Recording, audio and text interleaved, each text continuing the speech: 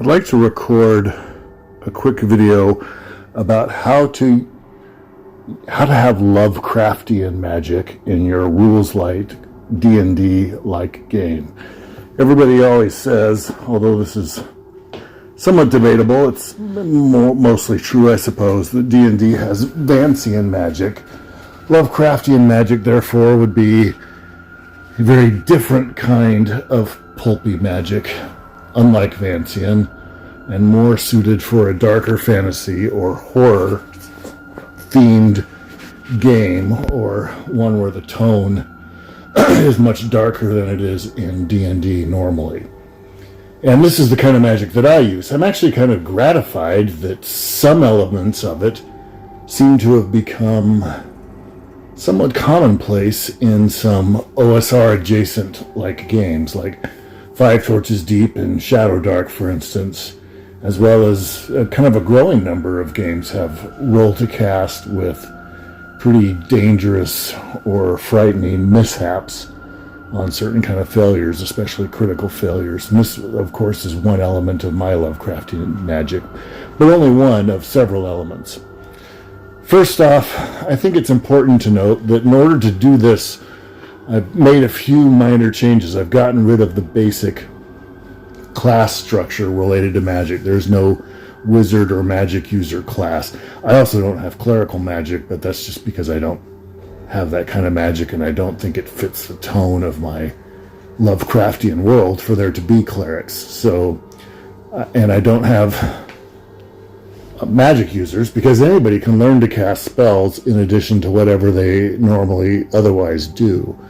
It's a very risky endeavor, and I don't think that there's necessarily a ton of characters that focus exclusively on it, which is why I prefer to have, people who have abilities in other classes so that they can actually be useful when they're not using magic, because they may choose not to do magic all the time.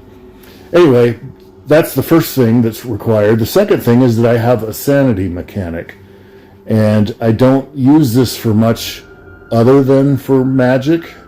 I don't think that it makes sense for fantasy adventurers to make a sanity check because they see a monster with some tentacles or a dead body or something, such as might happen in a Call of Cthulhu game. That just doesn't really fit the vibe of fantasy adventurer. But my sanity mechanic is very important for using magic. So let me go ahead and kind of just go through my very brief rules light sanity mechanics. And everything here is very rules light. This is meant to be used with a game that is about as rulesy as Shadow Dark or another similar type of game.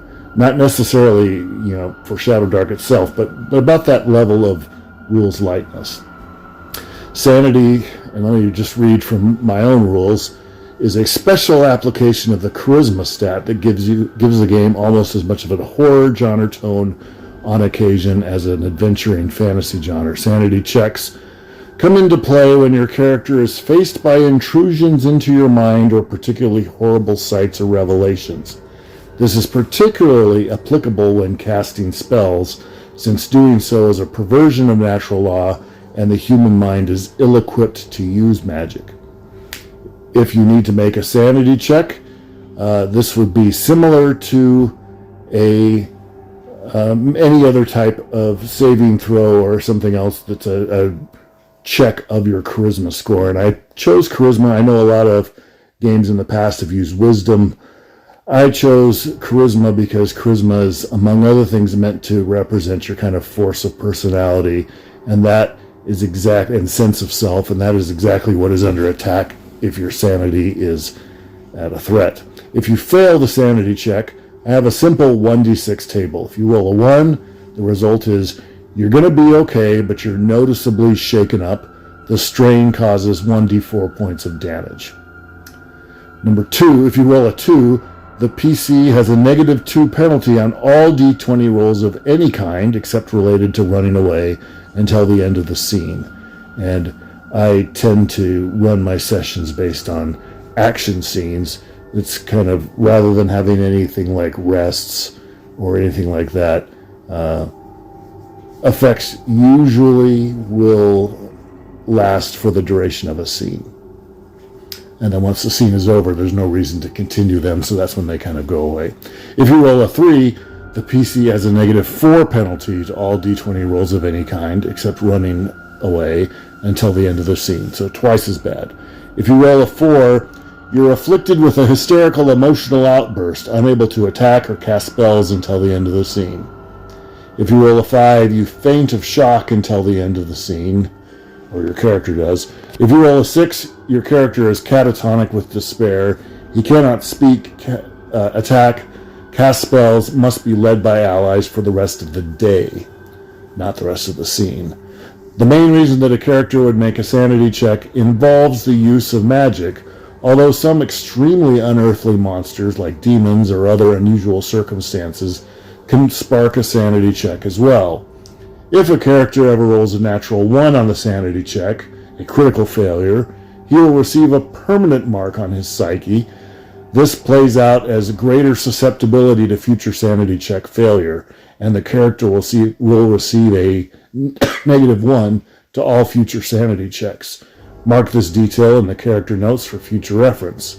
If he rolls another natural 1 on another check in the future, he will have an additional cumulative -1. Once his penalty to sanity is high enough that his effective charisma score on a sanity check is -5, and in my game that's kind of the same as 0 in many other OSR type games, it will completely overwhelm his mind, and his character becomes permanently insane. This is, for all practical purposes, equivalent to a character dying, as an insane character is no longer playable.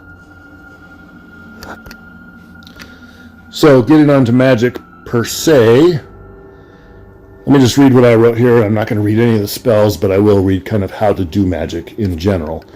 Any individual can potentially learn to cast spells and become a sorcerer. Spells must be discovered by the character in order to be used, and are usually uncovered in ancient tomes and blasphemous texts. One side effect of this is that the GMs have complete control over which spells appear in a game, because the characters can't just go out and learn any spell that they want. They can only learn ones that the GM allows them to find. That said, if a player wants to learn spells, or even a specific spell, you should think long and hard about not allowing him to find it with some effort. GMs tend to run games that players enjoy more, if the players get to indulge the things that they came to the table hoping to do, after all. Just remember that such players may want to be discreet. In most places, people around them still see any kind of sorcery as witchcraft and solid grounds for a lynching or burning at the stake. Also keep in mind that this concept isn't an excuse to turn into the old Monty Hall. It's okay to make PCs have to work for and earn what they get. A sorcerer who has a spell may cast it by making a magic roll, with the target number he's trying to hit being 10 plus 2 times the spell's level. And it's worth noting that pretty much any OSR or OSR adjacent fantasy game having arcane spells, wizard spells, magic user spells, something along those lines, those spell lists will be fine, and you can use their same levels. My game only, by design, goes up to 10th level for character progression, so the spell levels only go up to 5, although I do have ritual-only spells that cannot be cast in combat because they take too long. They're effectively level 7. The difficulty class, or the target number you're trying to hit with this magic roll, in that case, could be anywhere from 12 for a first level spell, or 10, I guess, if there are. I don't have 0 level spells, but if you're using somebody else's spell list and you've got cantrips or 0 level spells, 10, I guess, would be the lowest. And then in my game in particular, if you're using ritual level spells, which are effectively level 7, 2 times that would be 14 plus 10, so your DC would be 24. Anyway, aside, let me get back to the text. In this case, a 3rd level spell would have a difficulty of 16, for instance. Some spells take longer to cast than most, the ritual spells, below for instance, but normally casting a spell is a regular action, as making an attack would be. If the character attempting the spell fails this roll, he must immediately make a sanity check as described in the sanity section above. A failed sanity check means that the character suffers the effect on the sanity table. A natural 1 on the sanity check means that the character gains a permanent -1 to future sanity checks. Note this in the notes section of the character sheet. So I read that earlier when I just read the sanity section. The sorcery affinity, if you have it, can allow you to reroll failed sanity checks, but magic hit rolls cannot be rerolled with the affinity. On a natural 1 roll to the spell check, the failure results are significantly more dramatic. The sorcerer will have to make a sanity check with disadvantage, roll 2d20s and take the lower of the two, immediately upon the spell failing, and one of 3 things will happen which the GM should adjudicate. Number 1, the spell backfires and targets the sorcerer himself. If it is an area effect spell like sleep, it may not only cause the PC attempting to cast the spell to fall asleep, but the rest of his group may all fall asleep too. And if it's fireball, they may all burst into flames. Or 2, if there is no obvious backfire effect to fall on the PC who rolled a natural 1, or if you wish a different result for whatever reason, an alternative is that the spell has caused some kind of rupture in the fabric of the universe, and a creature from beyond the world is able to slip through and immediately attack the sorcerer who inadvertently summoned it. This can be something like a Hound of Tindalos or a demon, or any other creature whose origin is obviously not the normal mundane one and has at least 2 hit dice. And then the third alternative is that the spell simply misfires and either a completely different spell, maybe one that the character doesn't even know, is cast instead, or the spell will randomly target some other target within the immediate vicinity, including another PC most likely, or both. Spells are discovered in blasphemous tomes, such as Nameless Cults, the Necronomicon, the Narcotic Manuscripts, or the Book of the Black Prince. To learn a spell, you must first find such a blasphemous tome. Your GM will determine what spell the blasphemous tome can teach you. Note that if there is a particular spell that you are keen to learn, it is incumbent on you to tell your GM so he can start working on a suitable way for you to eventually find it. Spells found in blasphemous tomes can only be learned during at least a full day of downtime. If you try to shortcut this and study a found blasphemous tome overnight, you can attempt to learn the spell, but you gain no benefit from resting overnight, i.e. you do not heal anything, and you are automatically fatigued the entirety of the next day. -2 to all d20 rolls of any kind, as well as to any damage rolls. To learn the spell, you must make an intelligence plus knowledge roll, or whatever the equivalent in your game is. The DC will be 10 plus the spell's level. If you fail this roll, you do not learn the spell and must attempt it again. You also take a point of damage to your intelligence, wisdom, and charisma scores, and are fatigued the entire next day.